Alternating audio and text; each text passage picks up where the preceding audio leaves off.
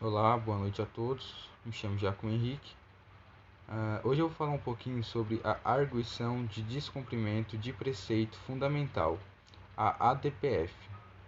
A ADPF, a gente pode encontrar ela ali no artigo 102 do inciso 1º da Constituição Federal de 88 e também regulamentada na Lei 9.882 de 99.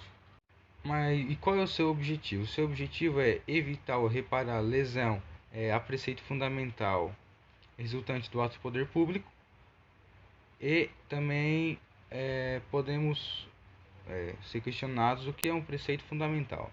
Não há um conceito legal para preceito fundamental, nem em leis e nem o próprio STF. Nós temos a doutrina que elas vinculam princípios e servem como vetores de interpretação de demais normas. A gente tem dois tipos de ADPF. A primeira está no artigo 1º da Lei 9.882 de 99, que diz que terá por objetivo evitar ou reparar a lesão a preceito fundamental resultante do ato do poder público. Nós temos a arguição incidental, que ela autoriza a ADPF quando houver uma controvérsia constitucional e sobre lei ou ato normativo federal, estadual ou municipal ou antes mesmo da Constituição Federal. Podemos também dar uma olhadinha no artigo 6 da Lei 9.882 de 99, onde diz que poderá o relator ouvir as partes nos processos que ensejaram a arguição. A ADPF ela também serve como um instrumento abstrato de análise de recepção de leis ou de atos normativos.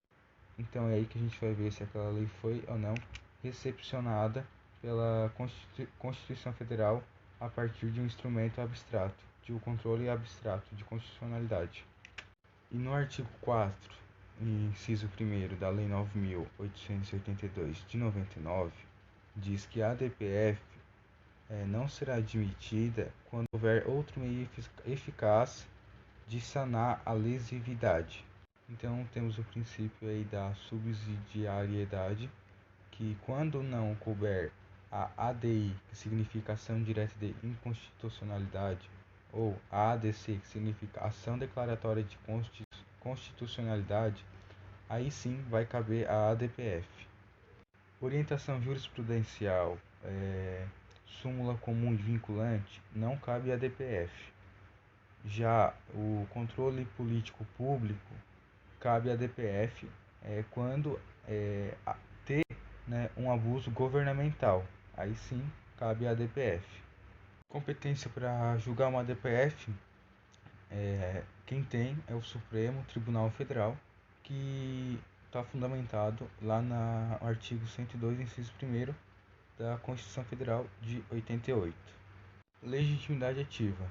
A gente acha lá no artigo 2º, inciso 1º da Lei 9.882 de 99, onde quem tem legitimidade ativa é o Presidente da República, a mesa do Senado Federal, a mesa da Câmara dos Deputados, a mesa de Assembleia Legislativa ou a mesa da Câmara Legislativa do Distrito Federal, o governador de estado ou o governador do Distrito Federal, o Procurador-Geral da República, o Conselho Federal da Ordem dos Advogados do Brasil, o partido político com representação no Congresso Nacional e a confederação sindical ou entidade de classe de âmbito nacional. A mesa de Assembleia Legislativa, o governo de estado e a confederação sindical, como eu falei anteriormente, eles devem demonstrar pertinência temática. Os demais têm legitimidade universal. Já o partido político com representação no Congresso Nacional, basta apenas um parlamentar, que atuará por meio do Diretório Nacional. A legitimidade passiva vai ser da autoridade ou do órgão que violou o preceito fundamental, no caso do artigo 1º, caput da Lei 9.882 de 99, ou a autoridade ou órgão que editou a norma, no caso do artigo 1º, parágrafo único da Lei 9.882 de 99. Qual é o procedimento da DPF? Vocês vão preencher a petição inicial, que está lá no artigo 309 do novo Código Processual Civil. Essa petição ela deverá ter a indicação do preceito fundamental, que se considera violado, a indicação do ato questionado, a prova da violação de preceito fundamental, o pedido com suas especificações, se for caso a comprovação de existência de controvérsia judicial relevante sobre a aplicação do preceito fundamental que se considera violado.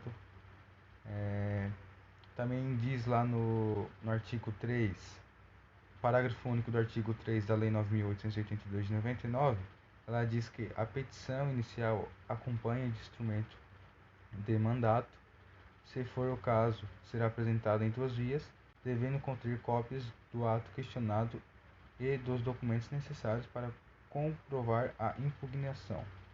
Então, a partir daí, o relator vai apreciar o pedido liminar, ele vai ouvir as autoridades responsáveis pelo ato no prazo de 10 dias.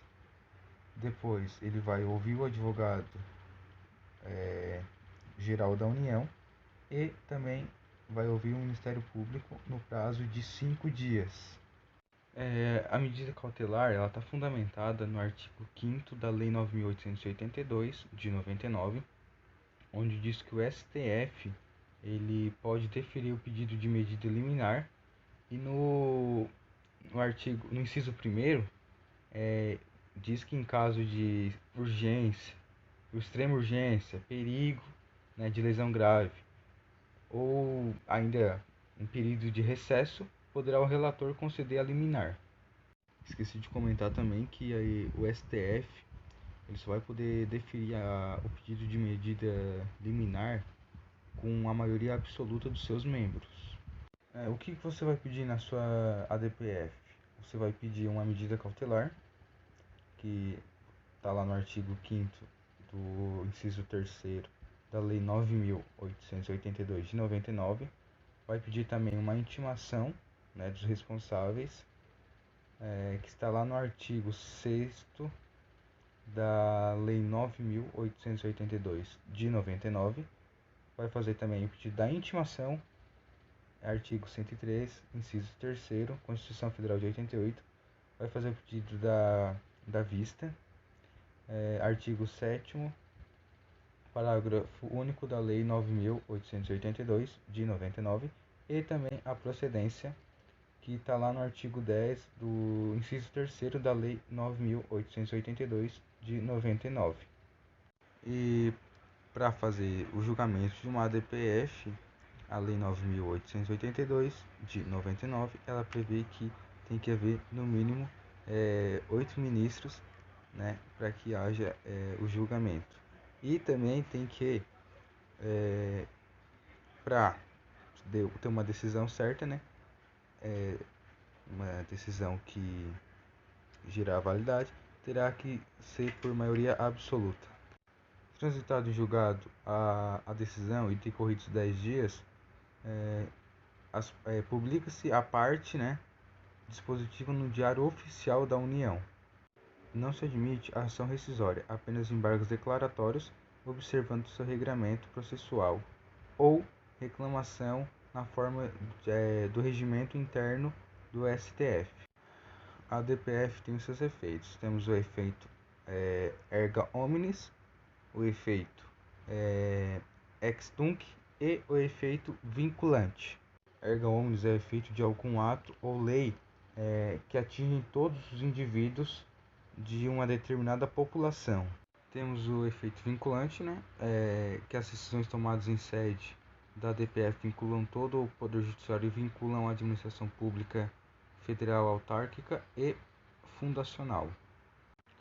O efeito ex tunc, ele retroage à data da edição do ato, tido como inconstitucional, com lesivo a preceito fundamental. Agora eu vou comentar um pouco sobre a modulação de efeitos, que vai pegar um pouco dessa, um pouco não, né? Vai pegar a parte do efeito ex tunc. Então, vamos falar um pouquinho da modulação de efeitos. Eu vou ler um artigo aqui, o artigo 27 da Lei 9.882 de 99.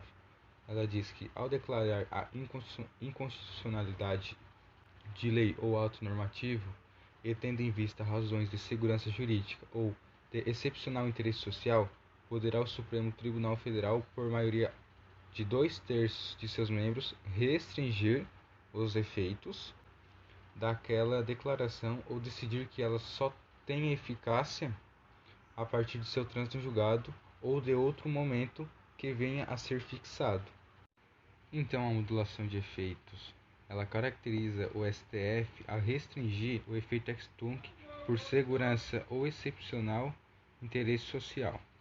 Falando de uma forma mais simples, o STF ele garante que alguns atos estarão válidos mesmo tendo a inconstitucionalidade.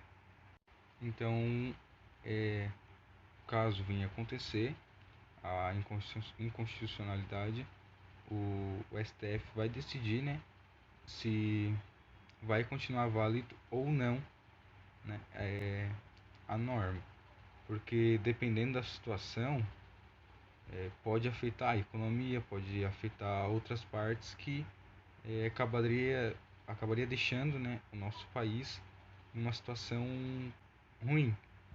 Então, caso isso acontecesse, uma situação econômica, né, vamos supor, de um imposto que foi cobrado e não podia cobrar, e agora vem a modulação de efeito, né? E acontece que o Estado cobrou um imposto que não deveria cobrar e teria que ressarcir, porém o STF vê que mexeria muito com a economia do nosso país e não seria ressarcido esse valor pago por nós, né? Mas também não seria ressarcido e eles também não iriam mais poder cobrar esse imposto que estava sendo cobrado. Então, o ex-tunc é uma regra e nós temos a modulação de efeito, que é uma exceção, que ela precisa ser reconhecida pelo STF, expressamente, né, reconhecida pelo STF. Eu peguei 3 ADPFs aqui para falar para vocês. A primeira é a ADPF de número 54, que ela tratou, né, da possibilidade do aborto de um feto anencéfalo. Peguei também a número 186, que tratou de ações afirmativas do sistema de cotas nas universidades. E também peguei a 132, que cuidou da união homoafetiva. Então, só para finalizar aqui, a DPF ela serve para verificar a aplicação de atos normativos e não normativos e leis que já foram revogadas e leis anteriores à Constituição Federal. Achei bem bacana esse trabalho. O trabalho tem o intuito da gente aprender coisas novas, né, ou coisas que a gente já tinha visto, mas se aprofundar mais. Eu nunca tinha visto sobre a DPF, nunca ouvi, e acredito que alguns colegas também nunca ouviram, né? Espero que a minha apresentação traga resultados positivos para todos e que também o trabalho de todos tragam resultados positivos para todos nós, né? Que essa é a intenção de um trabalho. Muito obrigado, uma boa noite a todos e fiquem com Deus.